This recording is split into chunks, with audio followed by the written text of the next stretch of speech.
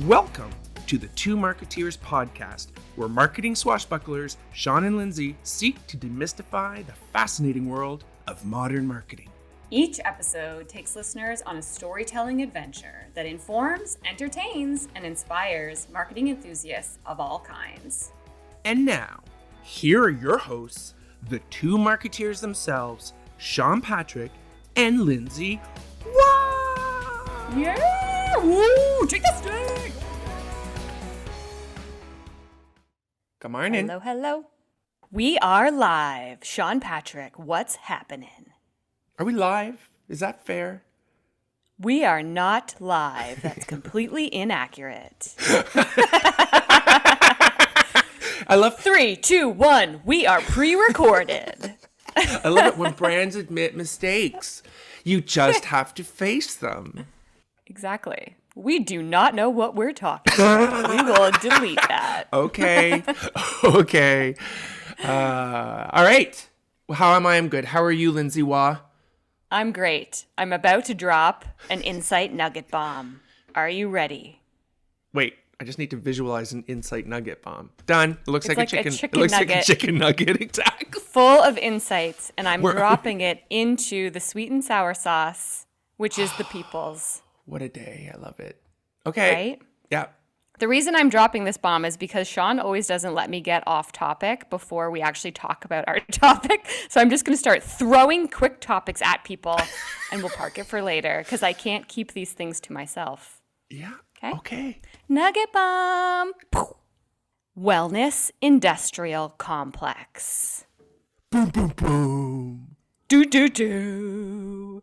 I'm researching wellness trends for one of my clients, and I stumble across this notion of the wellness industrial complex.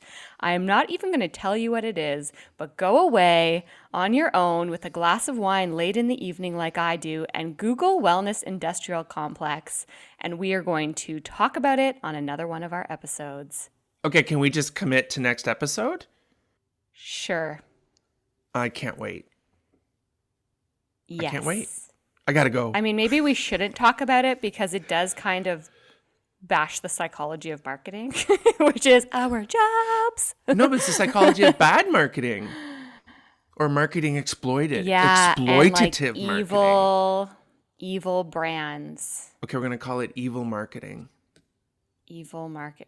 Everything's evil marketing, is it not? Not all It marketing doesn't is all evil. have to be evil. Yes, Exactly. not all marketing is evil. Some is for good. Especially when you listen to things like what we're listening to, meaning the article, think with Google. It's just information. Do with it what you will, like you say. Exactly.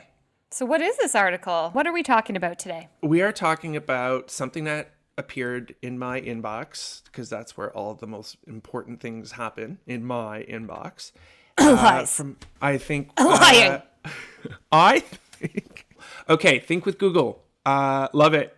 Popped up, and with the title, it's for March 2020. So hot off the March 2021. Oh my goodness, we've literally erased the last year. Oh, what a way to celebrate 1 year in, isn't it? One Just year get ago. rid of it. Okay. Well, then I have nothing to talk about. Today's topic is dead.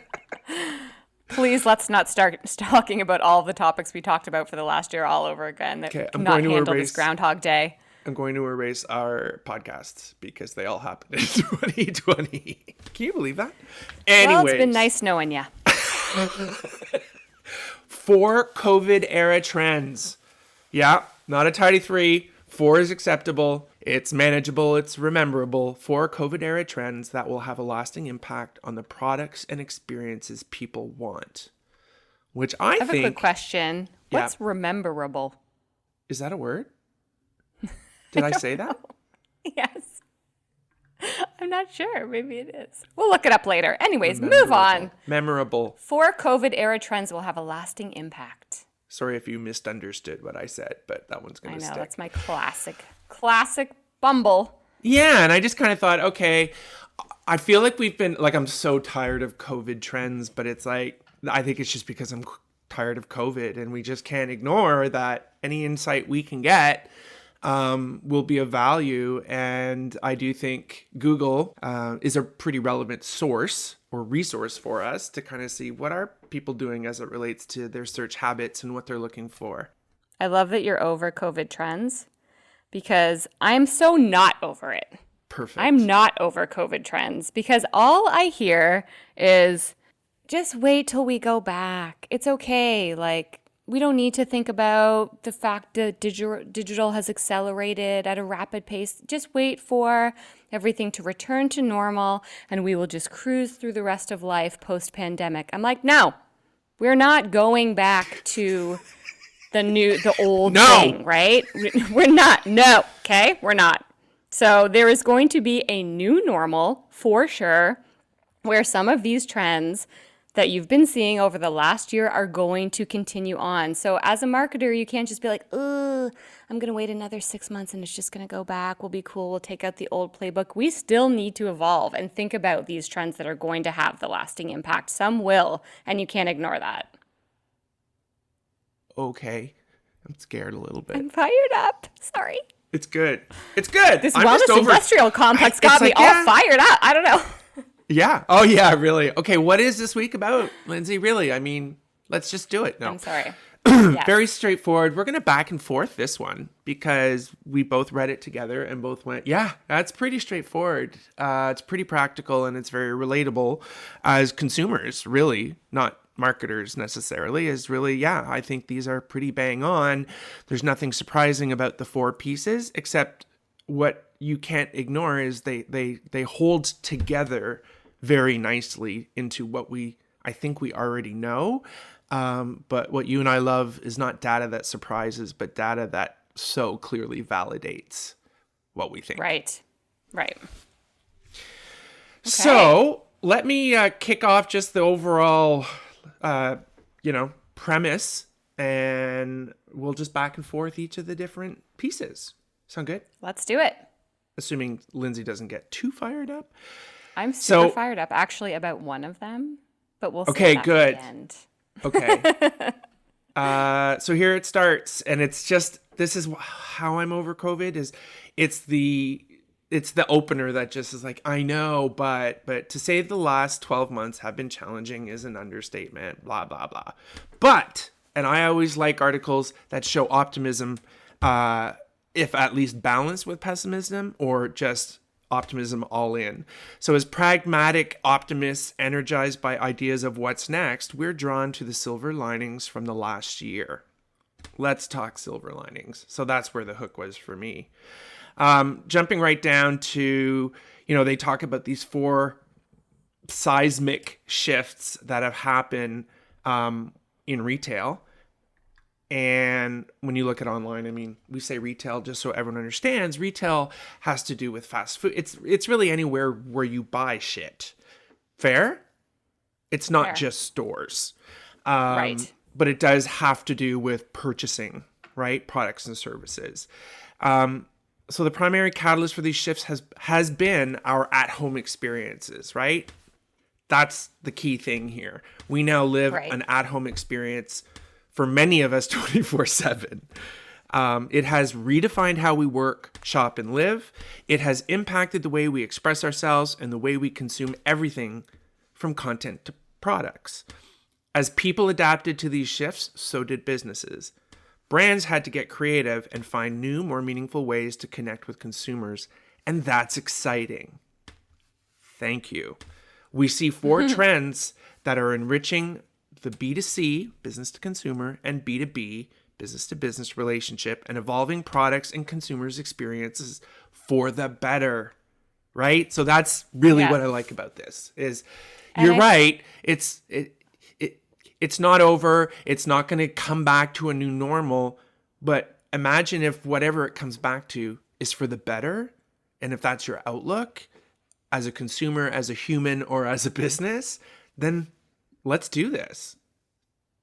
Yeah, and I think when they say the primary catalyst for these shifts has been our at-home experience, I think that's where don't get tripped up and throw these things out, because when we move into the new normal, it won't be led by all the time these at-home experiences. That's what's been the catalyst, and the trends are what will continue regardless of whether you're still at home all the time or back out into the Right. world. Well said. That's where Catalyst. someone might read it and be like, it's based on at-home experiences. So again, I'll wait 6 months and then throw it out. Not the case here. These are the Right. things It's that what's will going to stay. stick. You're right. Yeah. Very good, Lindsay. And catalyst, let's go back to like enzymes and biology class. It's, this is the catalyst.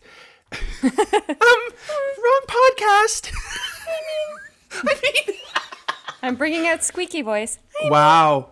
Yeah. For that fan who listened to that episode, thanks so much. They'll appreciate this.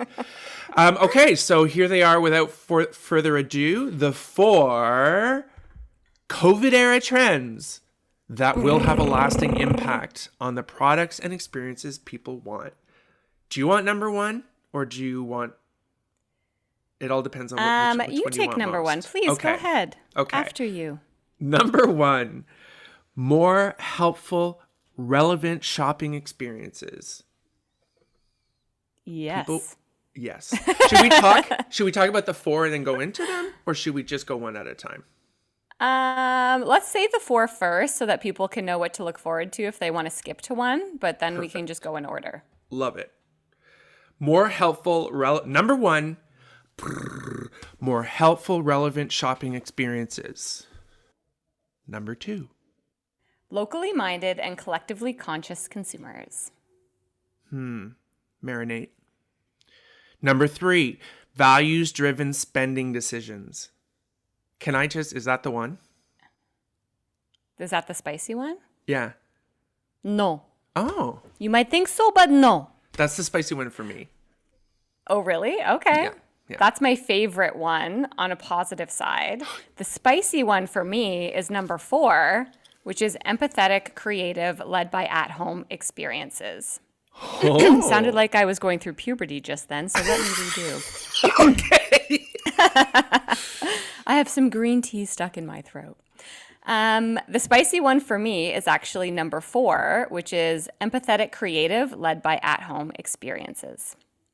So let's do it. Go into number 1, Sean. And can I be honest? I didn't like that one. Yeah. Is that what you mean? I was like, I don't know what that is. Let's not let that little cat out of the bag. All right. I'm just saying, it's Till funny we you get say that there. because I'm like, Wait yeah, until we get to number 4 to see how we feel about it. I can't wait. Okay. Number 1, people will expect even more helpful, relevant shopping experiences.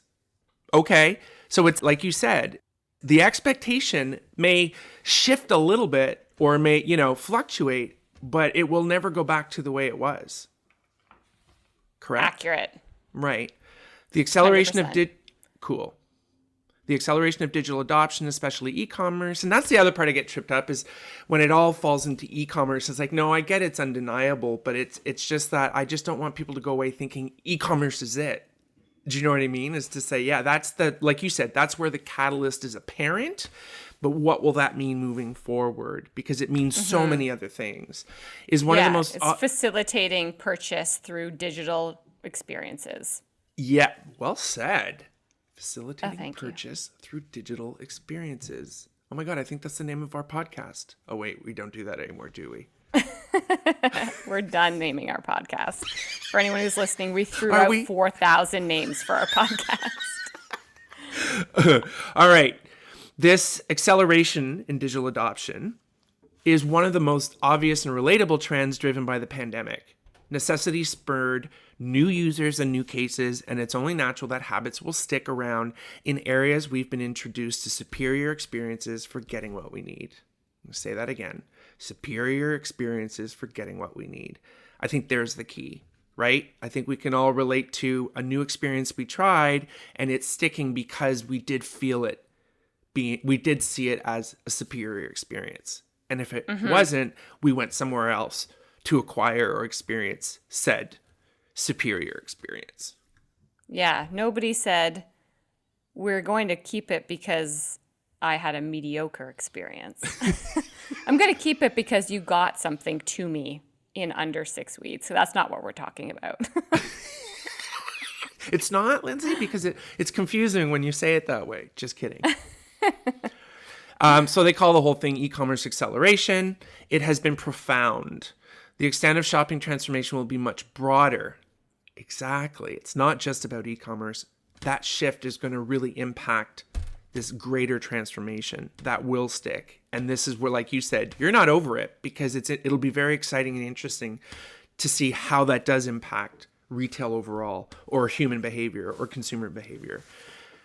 Think about all the things that straddle the online world and the real world, whether it's contactless payments, curbside pickup. I think it's funny here because it's Google. They say for which last spring we saw searches grow globally of contactless payments and curbside pickup 3,000% year over year. I'm like, okay, but they didn't exist before. Like, yes, I get it, but were they even really part of? That's a stat you might want to think about. Yeah. 3,000%. I was just, okay. It went from nothing to something.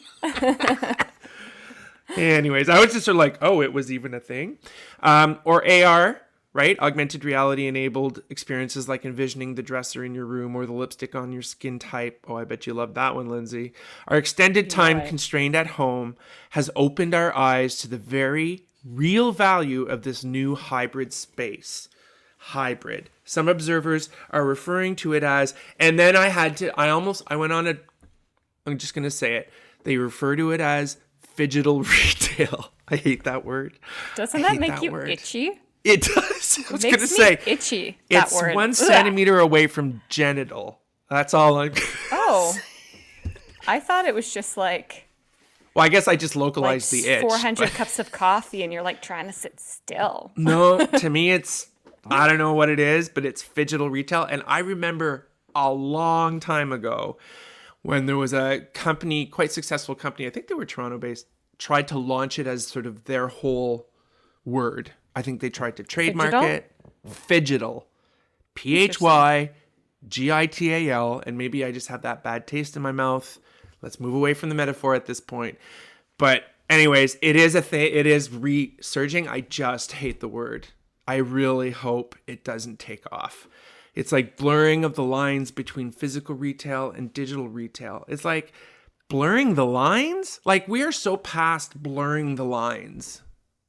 Are we not? I mean, I think we are. Like, we've talked about blurring the lines for more than 10 years. The only thing for me with this is that people have never had to, like, brands have never had to actually make a change, and people have never actually had to purchase their groceries online. So it was like, we may be over blurring the lines, but I think we are just catching up now with all of this. So no, that's I think really fair. It is a very real thing that's going on right now. And I think if that's what we have to go back to for the people who still believe, I guess it was my issue, was like, it's calling out e-commerce versus retail in store. And I'm like, oh yeah, you know what? The world still sees it that way. The struggle we were having before COVID was, I still had a lot of clients who weren't threatened by digital because e-commerce was only accounting for 6% of overall sales. And I'm like, really? Like, is that what you think? And then they started to realize, no, it's the attribution to digital is beyond just buying online. Right. But yeah, okay, good point. We need to blur those lines. I'm going back and getting my smudge tool. I'm blurring the line right now. I'm being all phygital and all. Yeah, the one thing I would say about this one, I don't need to know that we need to go into this one much further because it is very obvious and people get it. It's that for, like they said, we've been doing this for a year now.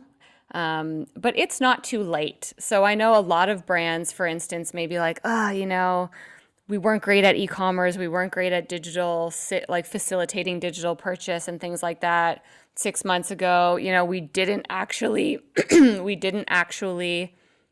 make a lot of big changes during COVID because we couldn't. There were other reasons and financial and et cetera that because this trend isn't going anywhere, you have time to still ramp up and do this. So you need to be able to figure out the best way to help people purchase your products and have a superior experience through online channels. And even though you may not have done that in the last year, you may think that you're behind the 8 ball. You're not. It's still time to get going because this isn't going anywhere. Yeah. Yeah, it's true. And I think the closing is a great sort of summary that kind of stands on the shoulders of what you just said. But so whether you're a financial institution, a grocery store, quick serve restaurant, or yes, an online only retailer or a small business, I had to stick that in there. The circumstances of the past year have offered a valuable nudge. Lindsay? A valuable nudge to reimagine digital possibilities and commit to the ever-rising bar for how to be helpful to people. So the idea is whatever you choose to do and however you choose to be part of that shopper journey, your goal should be not about being in their face where they are, but being helpful wherever they find you. Right. And that's key. Yeah, and I would even just say, it's not like a nudge down the sidewalk. They're nudging you over a cliff. Like, you have to do this. And like, it's a friendly nudge. It is. Valuable nudge. But so they don't say it's friendly. You're right. It's... Okay, sorry. Valuable. Yeah, nudge seems a tad light, but I love it. Yes, we've been nudged. I think it's about shrinking the change. That whole idea of, shrink the change. Nudge over that cliff. I love that. Okay, thanks for that. Feel the nudge. Feel the nudge. Feel the nudge. Be the nudge. It's not a whistle in the wind. You feel the nudge. I don't even know what that means. That's all right. Okay. Next. Shall we? Yeah. Okay. Next, number 2. Consumers will be both locally minded and collectively conscious. They say, given travel restrictions, shelter-in-place mandates, and physical distancing guidelines, we've been jolted into a heightened awareness of the value of our local communities. At Google, we see this reflected in a surge of searches related to near me, in quotes, which reached an all-time high in the U.S. over the past year. I would say Canada is also the same. Yeah. In turn, we've naturally demonstrated invigorated interest in ensuring our communities continue to thrive. Last summer, searches for local business support grew globally by over 20,000 year over year. Now that's something. That's something worth paying attention to. Yeah. And this is such an interesting one, especially for people who are so I'm in Toronto, which, as we know, has been on lockdown this entire time. And I find here, and perhaps in bigger cities as well, that there's the appetites to support local businesses. People are trying to support local businesses as much as possible, going completely out of their way, doing as much as they can, donating money, even just businesses that have been shut down, trying to figure out, can we purchase gift cards? Like, what can we do to support you during this time? Yeah. It's just very difficult with local businesses being shut down, right? So I think the desire is there, and the desire will continue this approach to support local businesses and really be there. And as we move into the new normal and things open back up, it's only going to increase because we actually will have the means to be able to support local businesses. You can get out, you can go into retail, you can purchase, that things won't be shut down. So you'll be able to act on that desire much easier when we move into the new normal, which for me is going to accelerate it even more. Yeah, and I think, just hang on, someone's making a smoothie. Don't they know you're a highly valuable podcaster who's doing God, this is why I have to get that little hut in the back that you talked about. Yeah, we need a hut. Also, we'll be able to go back into a podcast studio soon. Right. All right. So I think like on the local level and the two sides of this point is almost, why it really resonated was it was what made it okay to go out to the grocery store. It's what made it okay. Do you know what I mean? Like it was a bit of permission? Yeah, it was sort of like, okay, you can't just stay at home and isolate yourself. There, it was like, yes, that was definitely the first part. This time last year, that's what it was all about. But then, like they talk about, it started kind of relating more to the economy, right? This isn't going to go away really quickly. So now we have to really look at the economy overall. And I think where any of us feel as citizens of wherever it is we live or where the economies we contribute to most directly, that was sort of okay. So it overcame the fear of like, okay, but if I do this responsibly, it put that tension in there to say, I'm a citizen who, really owes it to, especially those of us who we were heavily impacted, but even so, no one lost their job in our house. You know what I mean? Yeah. As entrepreneurs, our businesses definitely suffered, but we weren't those people who were like, what about the people who are depending on a weekly paycheck? So I think it was that great balance. That's what really was the catalyst for this whole community side is, when everything gets shut down, you got to start locally, right? You try and see where you can make the most direct impact.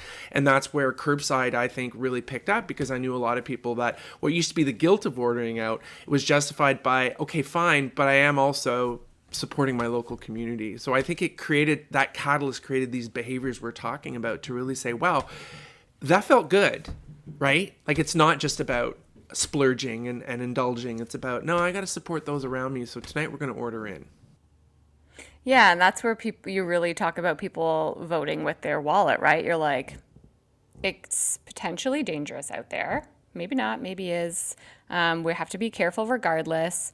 So you're really saying, what is worth it for me to go and do? And supporting local businesses was one of those check boxes that made it more worth it to go there, because if you're going to be taking a risk, you may as well be helping the community around you and supporting the people that you care about most. And I think what made it easy for a lot of consumers were those who weren't suffering from a financial standpoint were actually seeing what I would call an ups, they had more disposable income because they weren't going out or they weren't traveling or they weren't doing those things. So that, where do you put that? Well, if I'm going to benefit, I want those around me and close to me to benefit accordingly. Right. Yeah, that's the collective they talk about. Yeah. So we were pushed into it. Do you know what I mean? Like, it's not like we were going out there. There was just like any external force is, it forces behaviors, but it also forces that sort of moment for everyone to kind of think about what they're going to do next. And I think that's a lot of what this message talks about, is realize that what COVID was that giant pause that made us a little less mindless in our purchase choices and a little more mindful about our choices, right? Do I really need this? Can I afford this? Am I doing good The valuable nudge. Valuable nudge without the cliff. Well, it is a nudge over a cliff, but that's the nudge part. I see what you mean. Yeah, I love that number one. 3, Sean, hit it. My favorite and your favorite, brand value will converge with personal values to drive spending decisions. I think this is what our hook was. But another indication of the pandemic's impact on people's connectivity is our departure from life on autopilot. So it's kind of what I was talking about, is the mindless aspect of consuming really got shaken up because we were shaken up, and we had to really take that sort of leap into being a little more mindful of where we were spending our money and how we were spending our money up front for the sake of our safety and preservation. But then as it started to prolong, we became a little bit more willing for that mindfulness and aware of it. So for many of us, our extended time in isolation has led to an immersion into our deeper psyches and a range of awakenings about our lives. So it's that whole mindful stuff. It's all that be present shit. We've been forced to revisit the fundamentals of happiness, family, and health. For many people, there's a shedding of sorts, and I love that.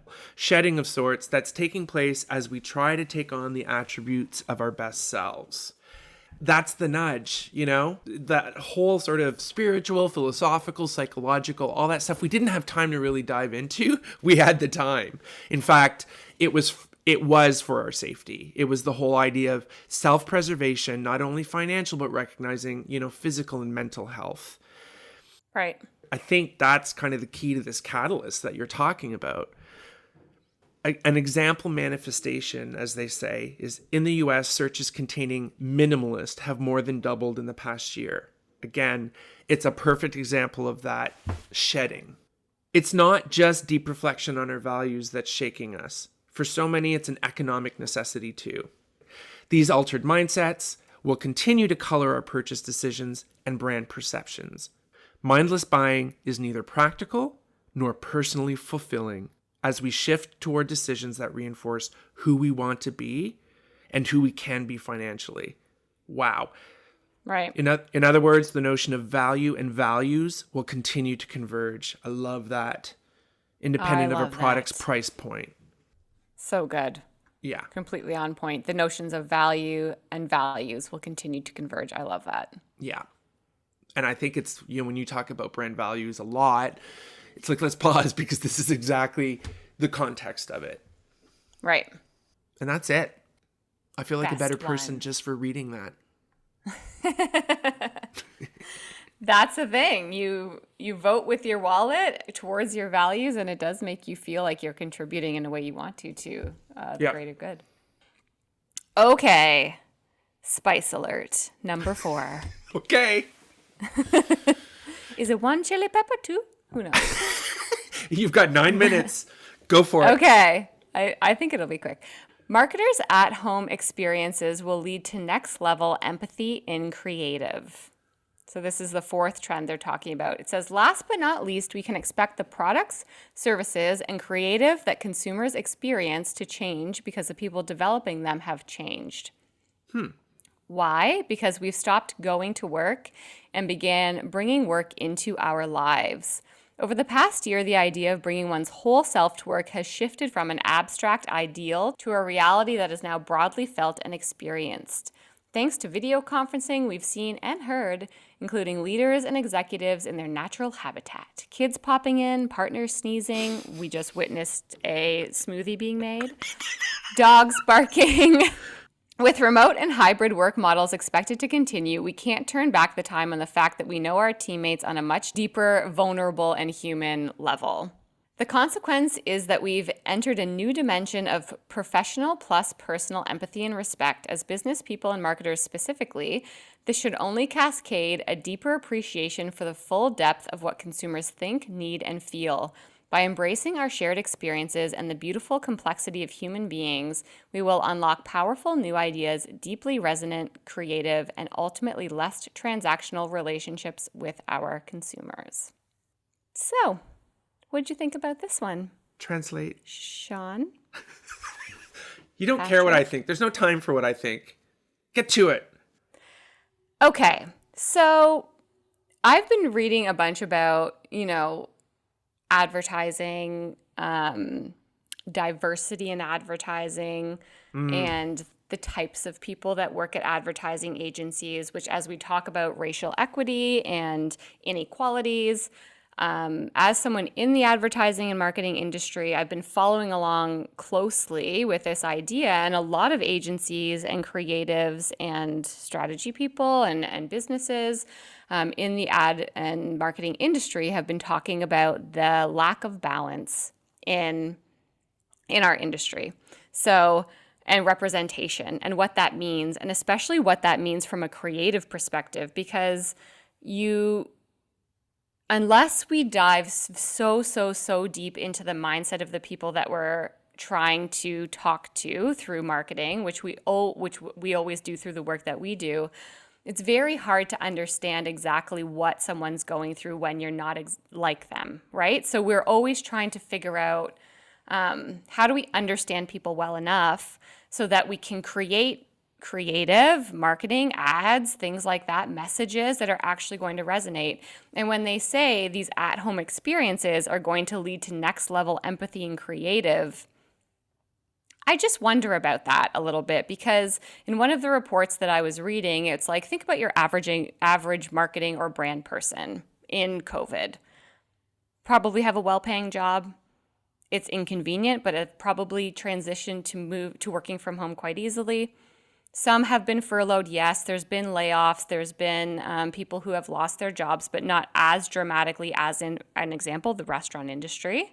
Yeah, there's no spotlight to shine on Right. some kind of tragic story across the board. Agreed. Right. So I feel like when we're talking about how this is going to naturally lead into more empathetic creative, I don't know that that's necessarily true, because I would challenge it a bit to say that when we're trying to actually get to the root of people who have been really, really affected by COVID, we need to make sure that we're bringing those voices into the creative development process so that we can actually resonate. It's not necessarily just saying, well, your creative director's working from home, so now you can resonate with everyone else who's been working from home and what they've experienced through COVID. I think we just need to be careful and make sure that we are leaning into diversity, that we are thinking more about inclusion, that we are elevating the actual voices and bringing in the voice of these people to help develop the creative, and that we're not just saying, hey, everyone's at home, so now we're going to resonate more. I think it's just something that requires a lot of specific attention.